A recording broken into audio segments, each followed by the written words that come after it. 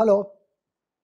So let me begin this lecture by a summary of what we did in the last lecture.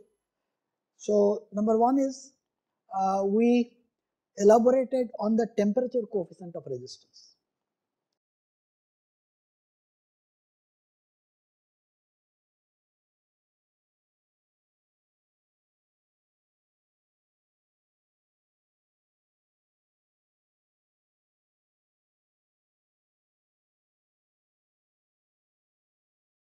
We had seen that though there are electrons available in the circuit by their being very much there, the free electrons in the conductors, in order to make the current flow, I need a mechanism by which you push these electrons in the same way as the water is pushed in a pipe, and that is job done by the battery. So battery is the one which is pushing the electrons in the circuit, and as we had said, battery works like a pump.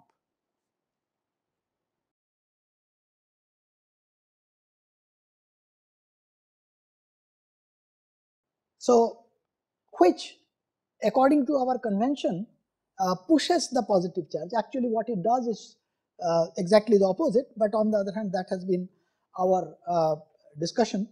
So what the battery actually does is to take the positive charge carriers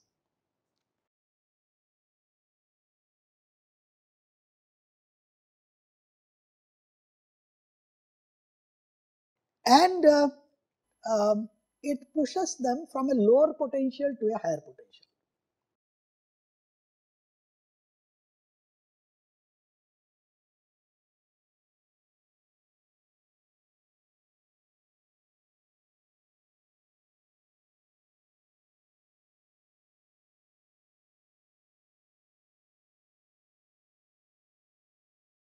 I repeat once again that I always talk about positive charge carriers, though the natural charge carriers are electrons. So all that means is the direction of the electron flow is opposite to the direction of conventional current.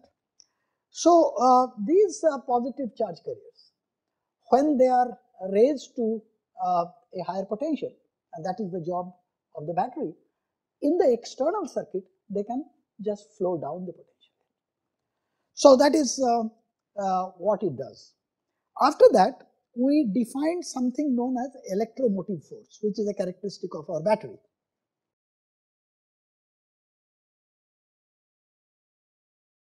And we said that electromotive force, and I repeat that electromotive force is not a force.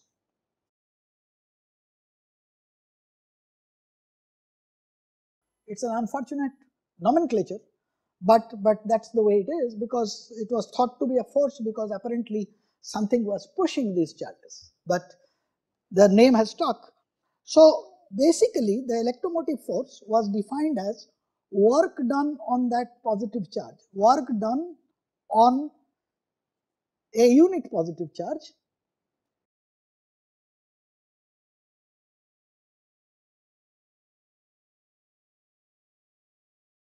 in taking it from a lower potential to the higher potential.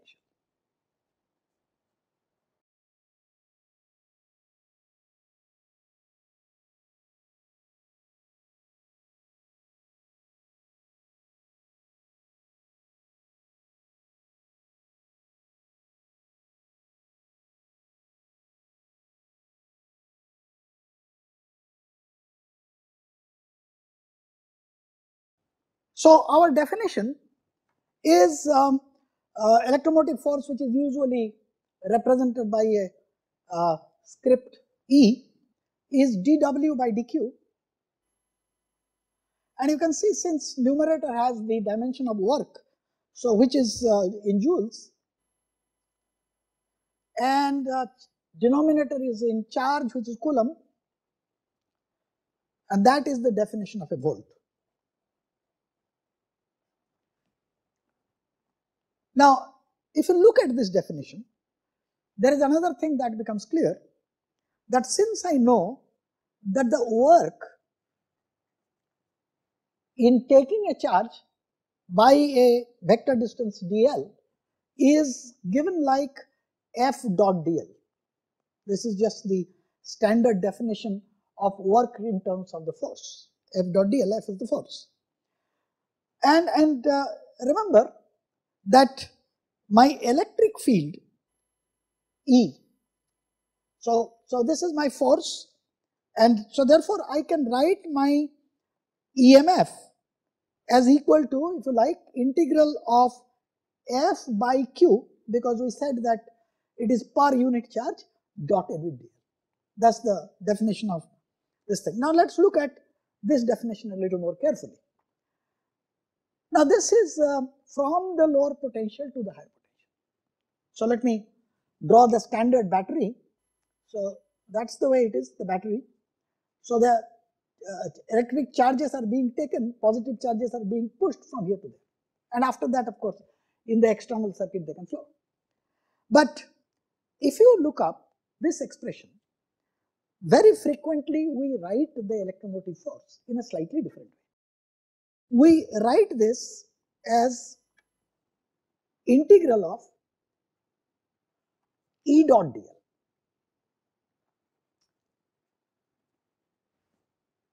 Because we are talking about electric field, which is nothing but the force per unit charge, and what you will find is that your definitions will also have a circle around that integral, meaning thereby this is called a contour integral.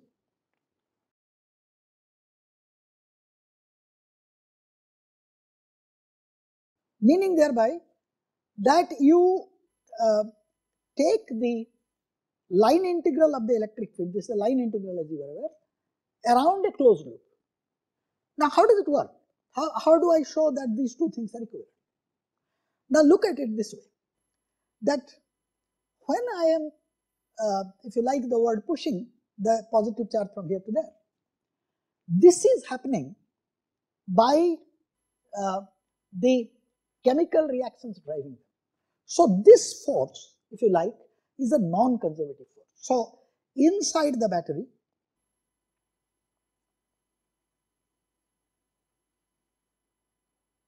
the force is non-conservative.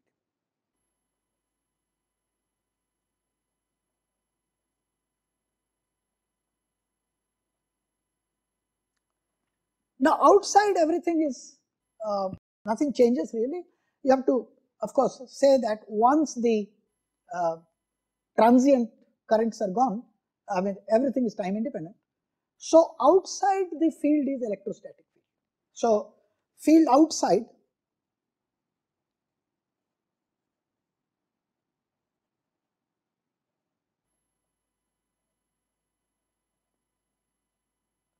by definition, electrostatic field, as you have learned, is a conservative field.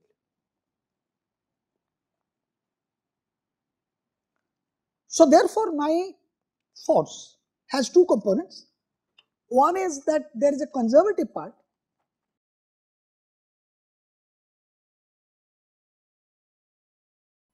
or electrostatic part which is outside, and a non-conservative part which is inside.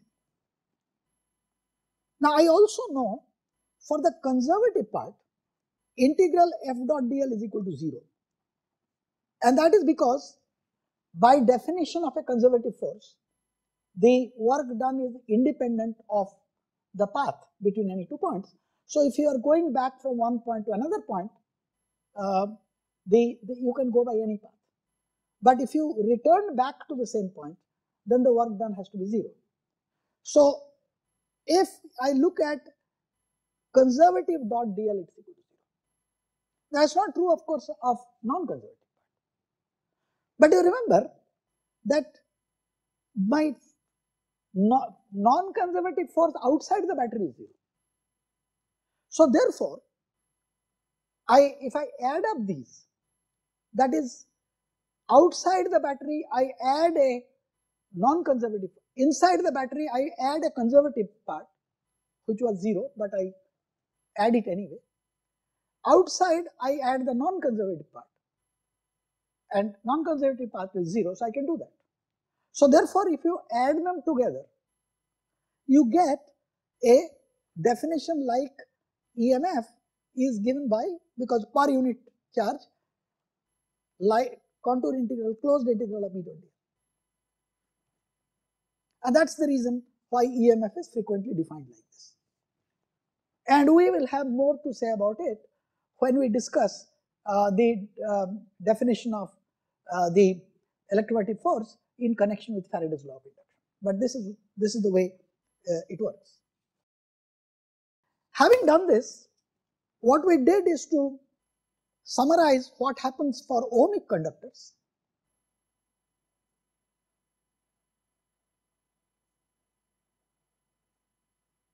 We had seen that the current density is related to the electric field by J equal to sigma E, where sigma is the conductivity.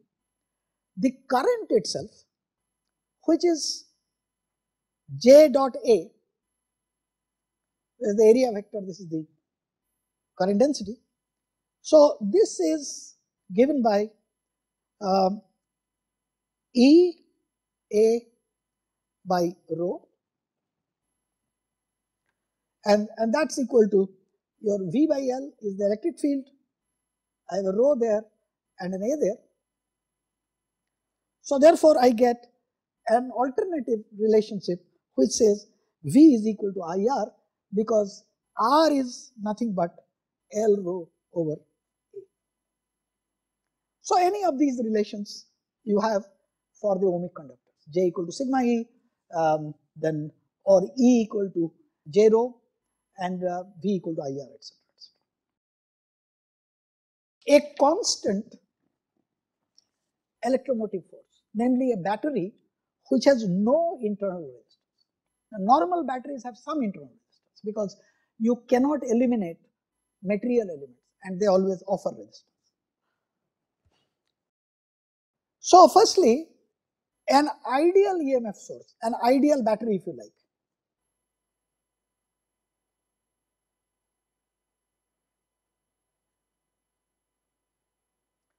provides a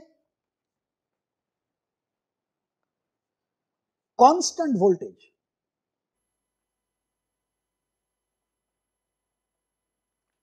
across its two terminals.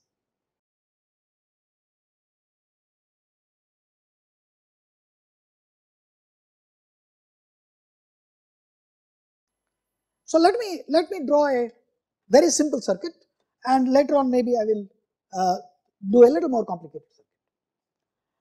So this is my source of EMF, and I put a little resistance there. I will explain why. And there is a resistance in the outer circuit.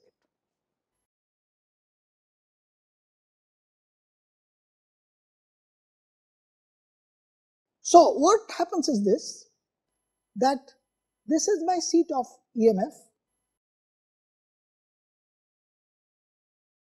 What is frequently done in electric circuits is to do this type of a mark with a little circle at the base to indicate I am talking about EMF direction, that is the direction in which the voltage increases from negative terminal to the positive terminals, and there is a little internal resistance there.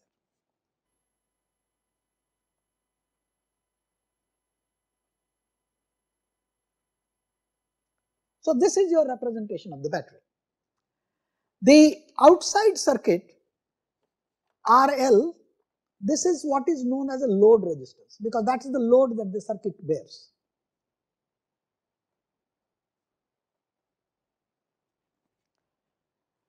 So the rule is something like this, that supposing you go in the direction of current. So let me just quickly try to write this somewhere here.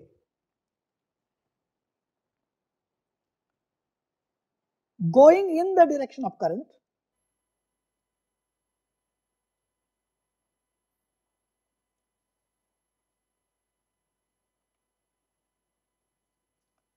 as you go through a resistance, the potential drops by an amount R, AIR.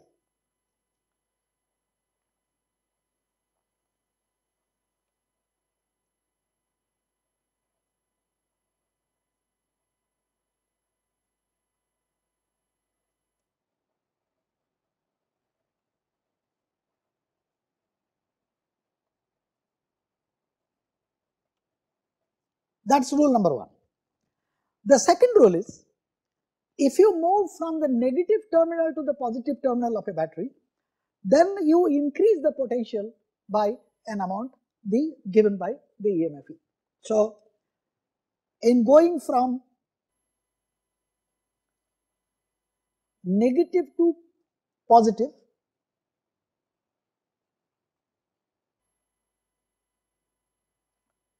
delta V increases by E.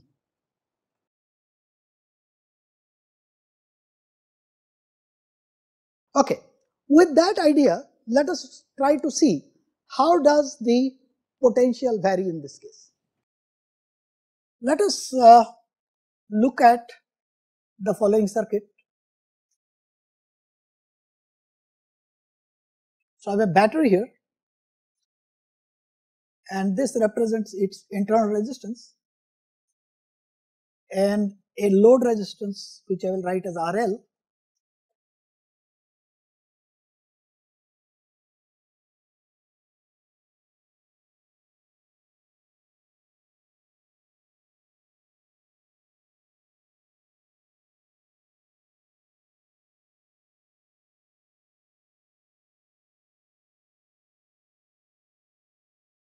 Let us look at the current in this circuit. Supposing I go in the direction of current, going from the point A to point B. Say this is likely to be the direction of the current because the positive terminal is on this side.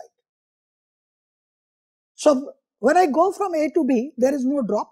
So, the potential at the point B is the same as the potential at the point A.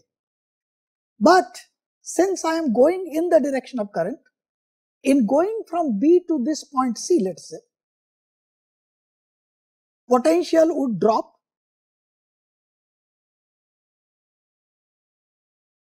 from B to C by I times RL, where I is the current in the circuit.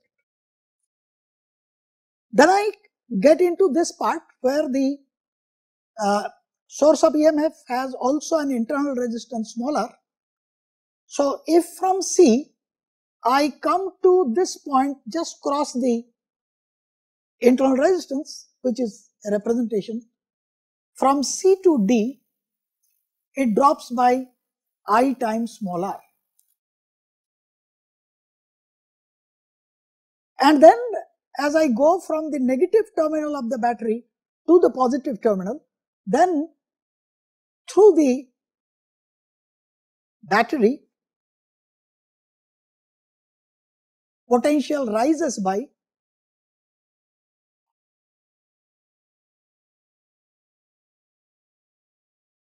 E.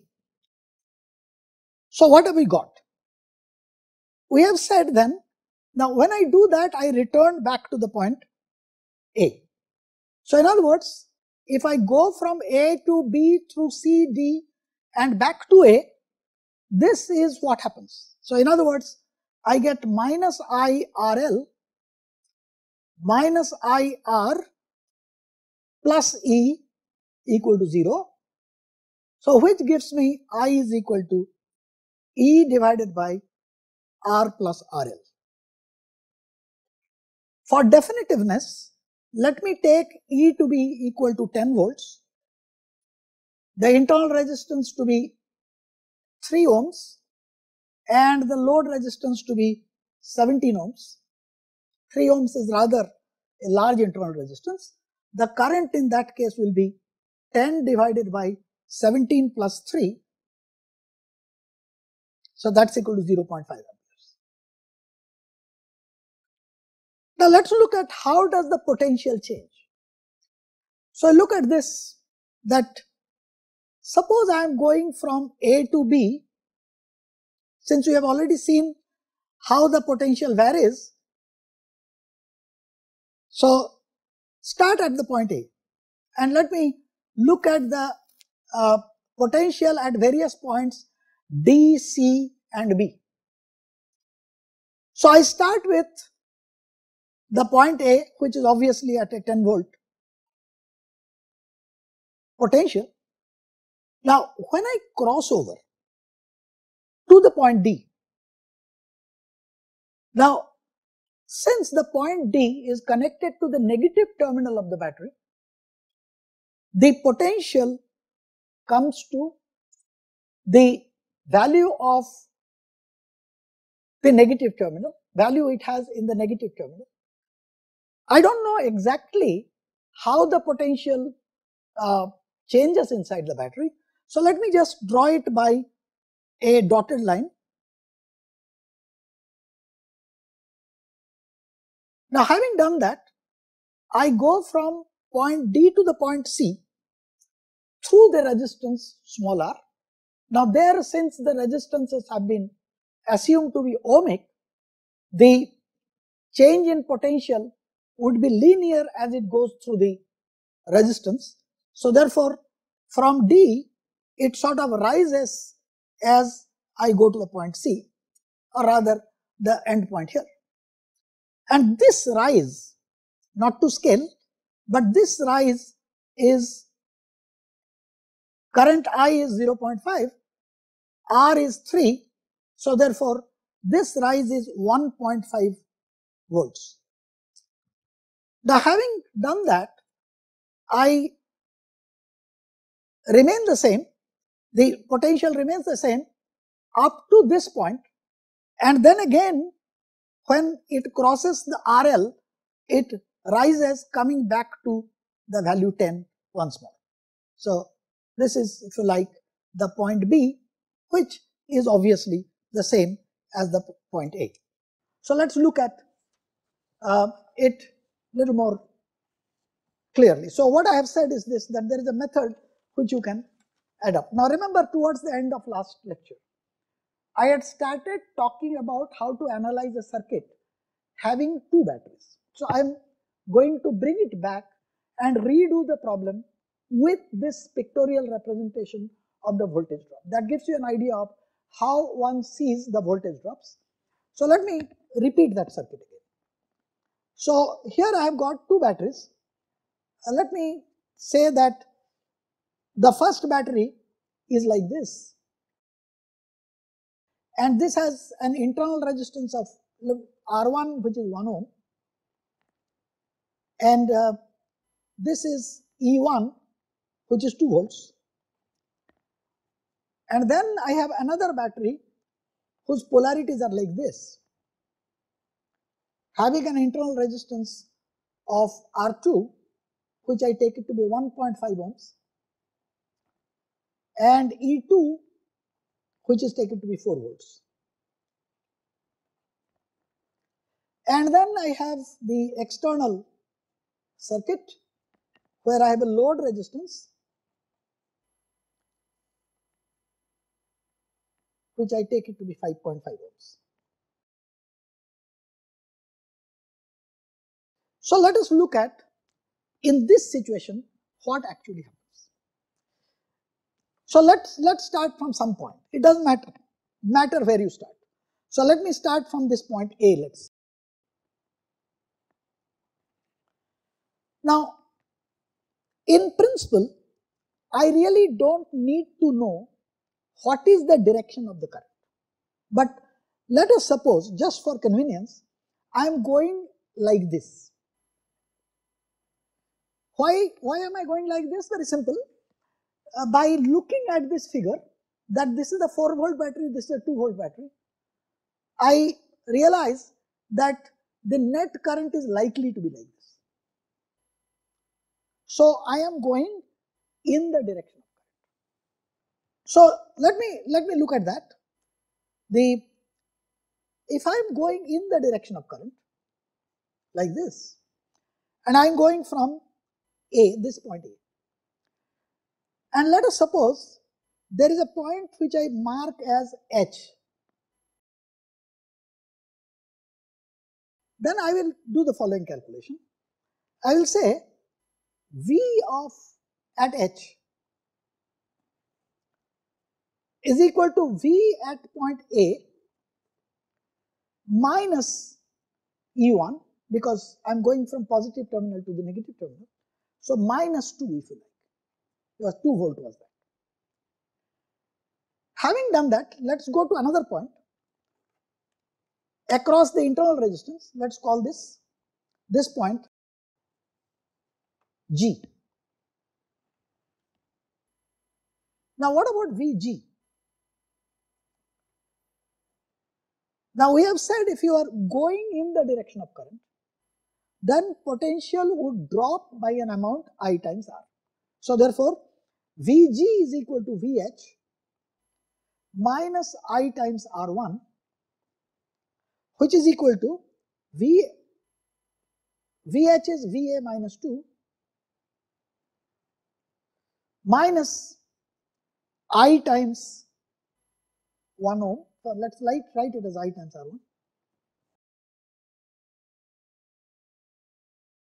Now of course, what I could do is to calculate what happens to the current, how much is the current, exactly the same way. What I can do is go from here to there, there to there, there to there, and come back to it.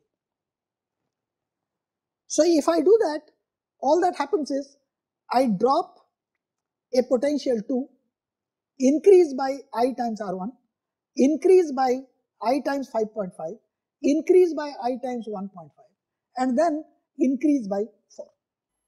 So therefore, what happens is this, that my result is my current I then would be given by,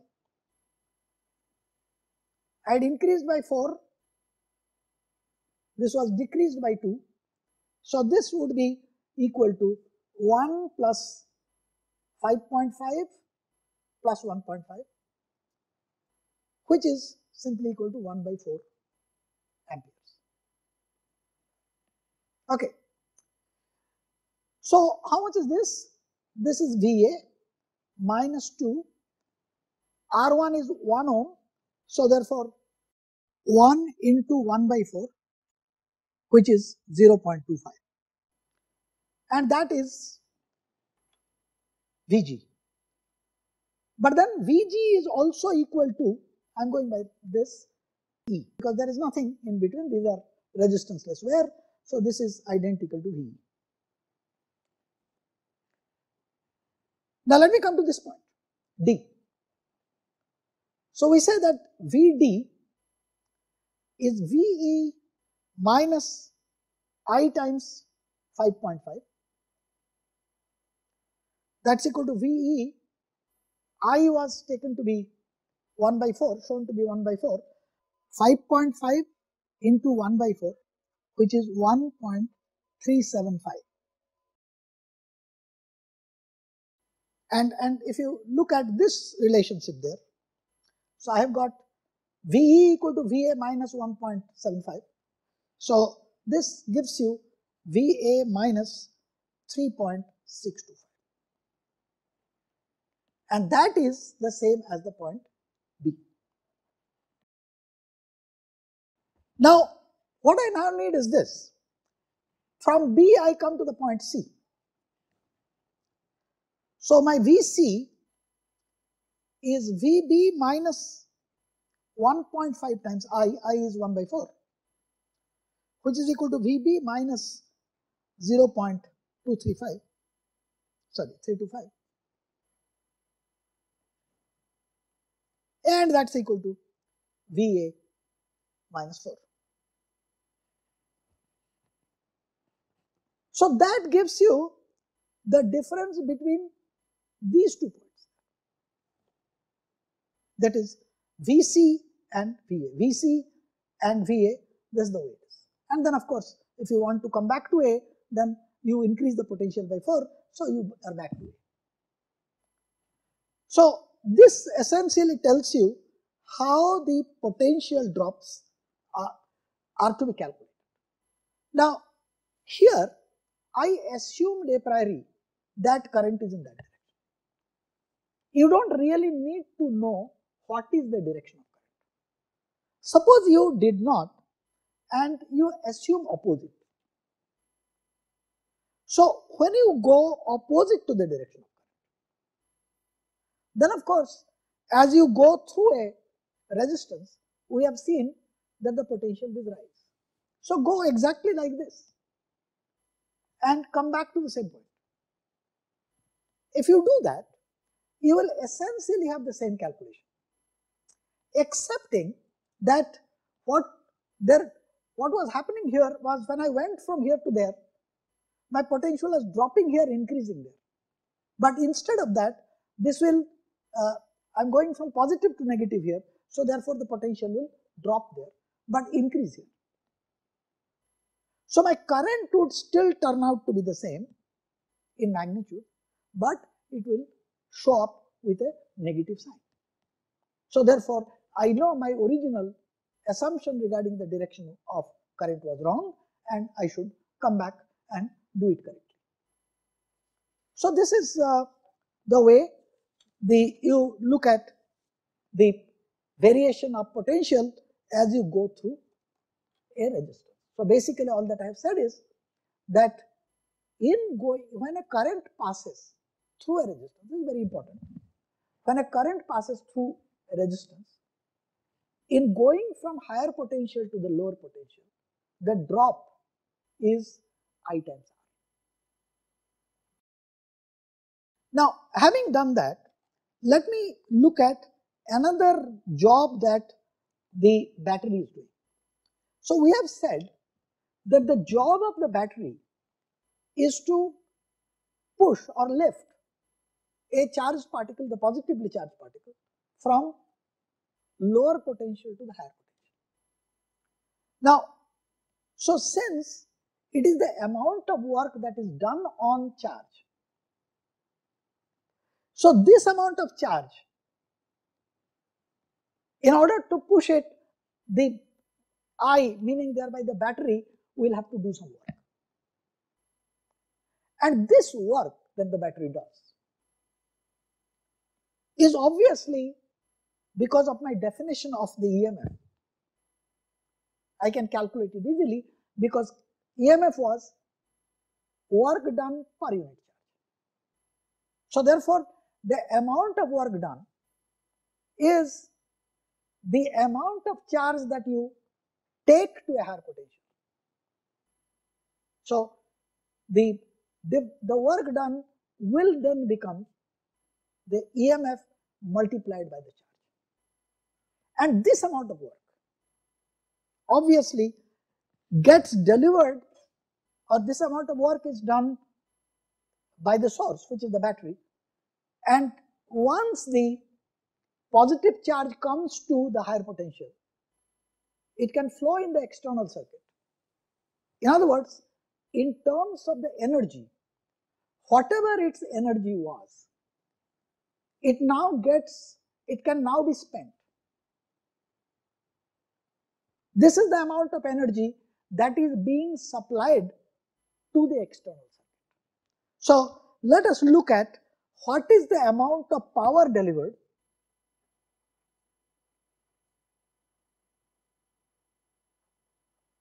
by the circuit.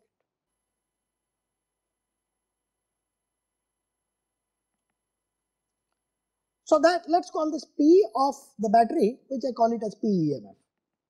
So that's equal to dW by dt, the work done per unit time. But dW is nothing but the EMF times dq, that's the amount of charge that has been lifted through this potential barrier, and by dt. But if you recall, dq by dt is nothing but the current, so it is E times I. So this amount of energy is delivered by the battery to the external circuit. And so therefore, this amount of energy has to appear as the internal energy of different parts of the circuit, which could be electric field energy, mechanical energy in case there is a motor or some such thing in the circuit. If there is a bulb in the circuit, it can be used to light it up, or simply heat up the resistance. In the case where the energy is dissipated by the way of resistor getting heated, This is known as the Joule heat loss.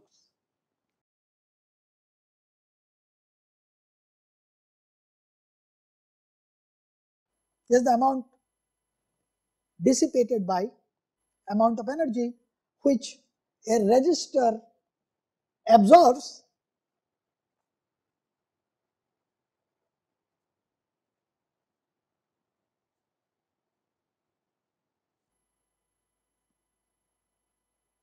and dissipates.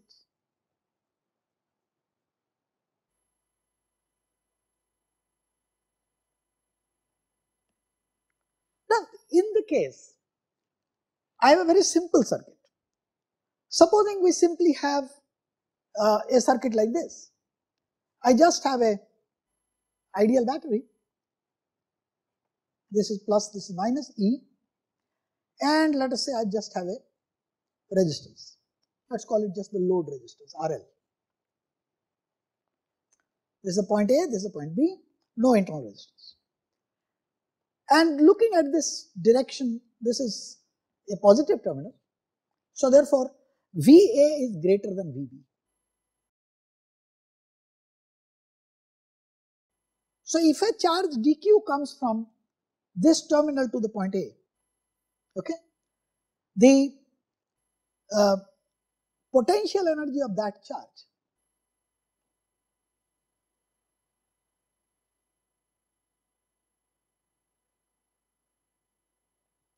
is VA times dq,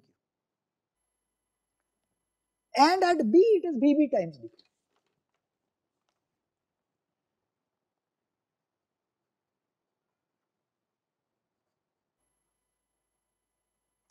So what has happened is, there has been a change in the potential energy. And normally we define change as final value minus the initial value. So therefore, the change in the potential energy, let's call it du, that's equal to dq times final potential minus the initial potential. And let's call this delta V.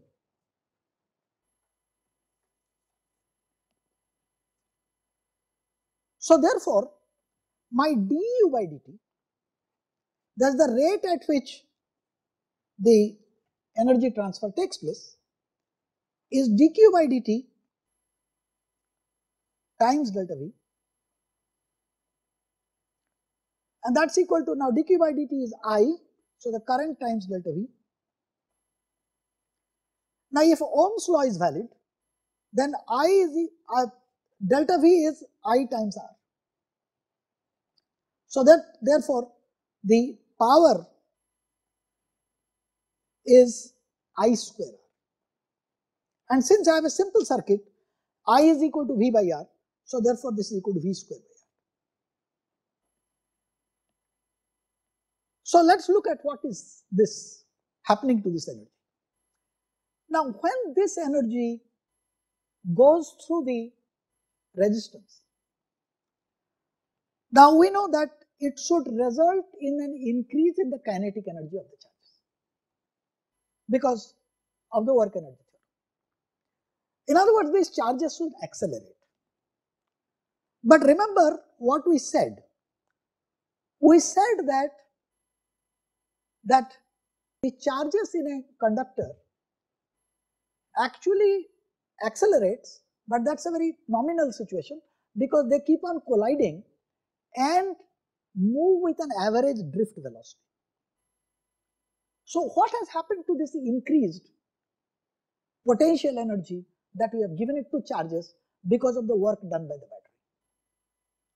So what has increased is this, that this increase in the energy gets used up in collision with atoms. So electrons collect additional kinetic energy, collide with the atoms, and as a result, they transfer energy to these atoms. Now this makes the atoms vibrate more rapidly because they have now got some kinetic energy. Now this will result in an increase in the temperature of the resistor. So this results in increase in the temperature.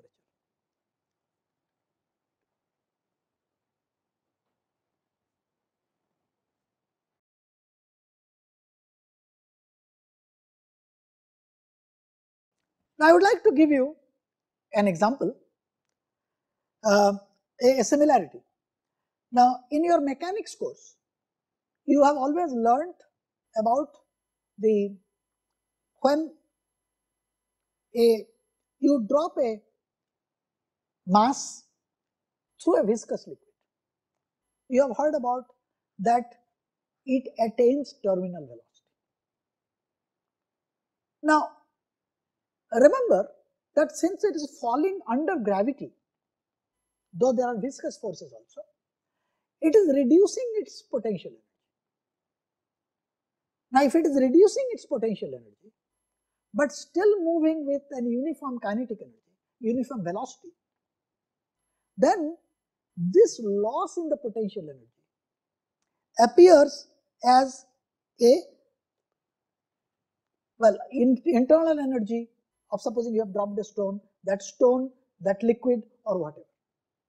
But that would generally result in an increase in the temperature.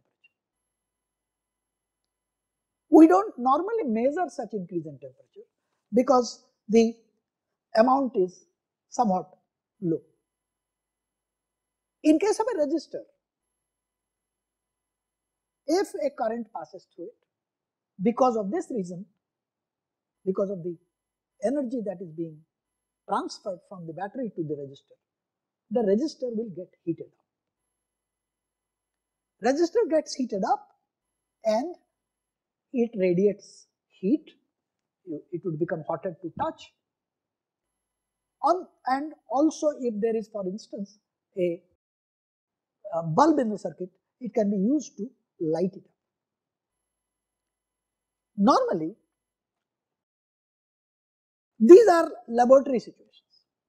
But you see, we also have generating stations which actually generate electricity, just as battery is doing it in a small scale, and supply it to various cities. And there are usually large distances between the generating station, which are normally not located inside the city, and the place where they are being transported over large distances. Now, over large distances, when you transport electrical energy, that is carrying current, you have a power loss.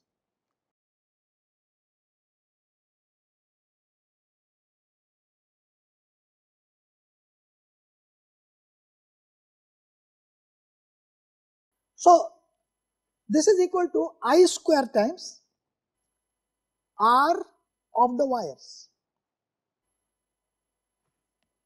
And remember that these wires are over large distances. So this is equal to P square over V square times R. So what happens is this, that if you want to reduce the power loss, you would like to transport it at very high voltage.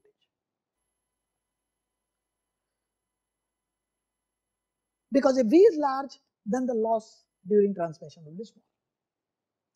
But that makes the whole process unsafe, because you are supplying energy at transporting electricity at high voltage. So it is, and it's unsafe. So it is necessary that at the consumer's end, they are the voltage is reduced using what are known as step down transformers. So let me now talk about, or give you some examples of how this power thing works. So let's first start with a simple circuit.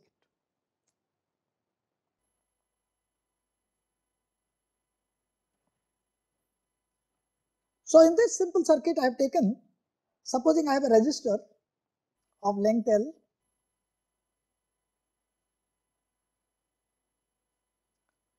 cross sectional radius R,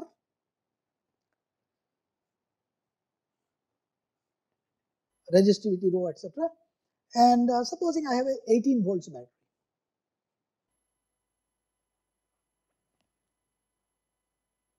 And it is given that this resistor absorbs 80 watts of power from the source.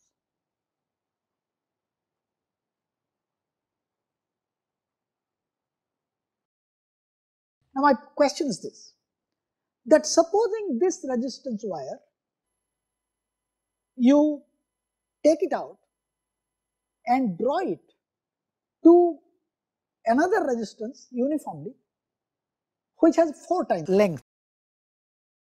Now then what statement can I make about how much of power is absorbed from the source? This is the question. So what we have given is this. Let's first write down what is the resistance like. So resistance, as you know, is rho times the length L divided by pi r square.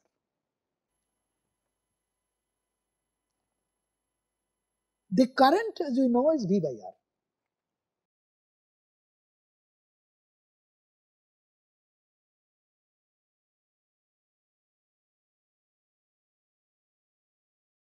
So what you have said is this, that this absorbs 80 watts of power.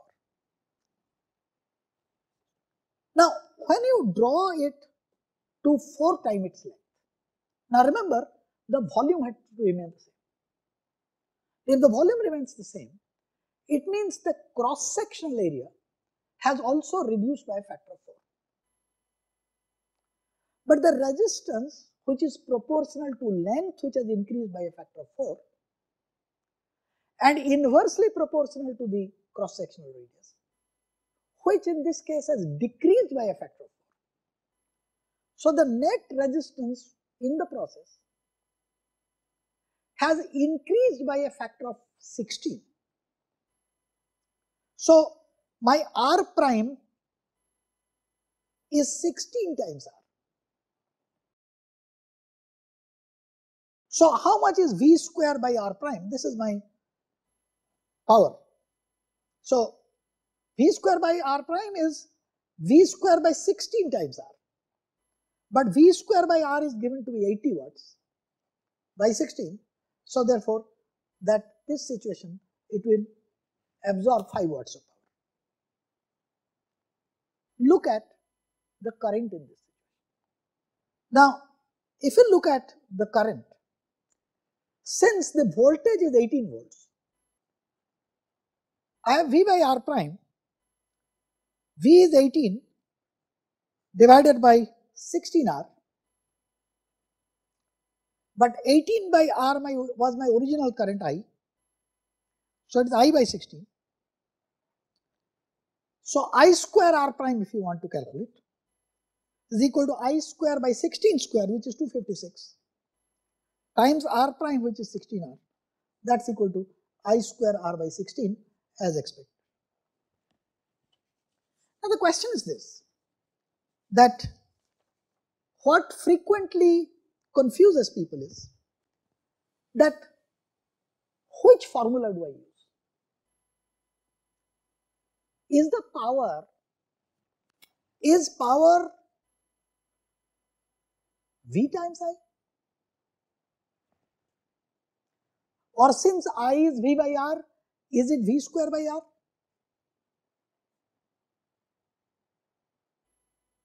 Or is it, since V is IR, is it I square?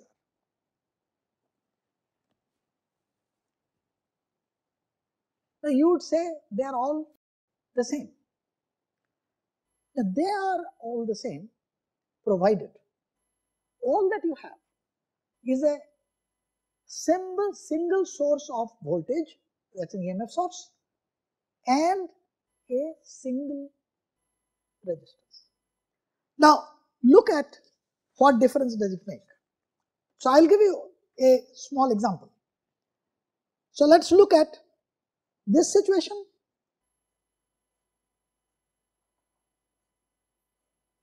This is potential drop is V. Whatever I have done here is right. No problem. All the three formulae are the same. But suppose I have a slightly different problem. I have a 100 volt source. There are three resistances there. 5 ohms, 8 ohms,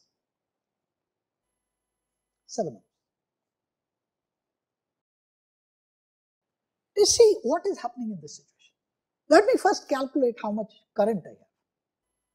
My current is 100 divided by 5 plus 8 plus 7, which is simply 5 amperes. So the power that is delivered by this source is given by this formula. So power delivered by two circuit, this is equal to 100 into 5, which is equal to 500 watts, of course. But let's look at what happens here. Here it is I square R. The reason is, if you want to use the other formula, you must then find out what is the potential drop across this point, not this 100. But if you say what is the current, because the current is the same in the whole entire circuit, then you can do I square R. So how much is I square R for this? This is, the current is 5, so it is 5 square, which is 25 times 5. So this is giving out 125 watt.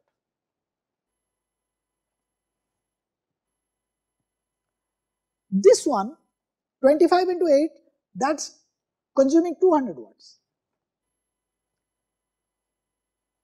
This is 25 into 7, that's consuming 175 watts. If you do the arithmetic, you find this plus this plus this is 500 as expected. So what we are saying is that when you use this formula, be a little careful.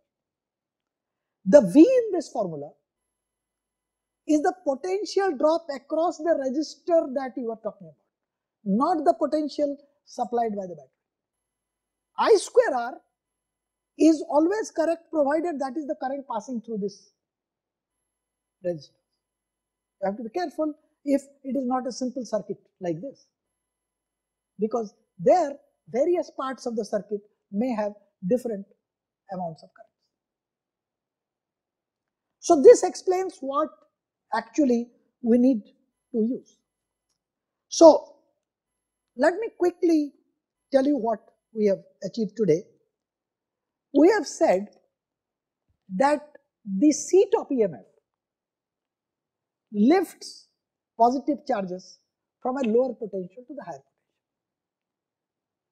as a result of which the battery does work on these charges. This charge that the battery does is equivalent to an amount of energy which is available to the external circuit. And this energy that we have got, if they are passing through resistances or other components, they can be used to do either useful work like, for example, turning a motor, or simply gets dissipated, as happens when you use it. For example, just the resistor dissipates the heat. So this is, we will continue with the power and some more examples we will give you in the next lecture, and after that we will go to a discussion of circuit principles.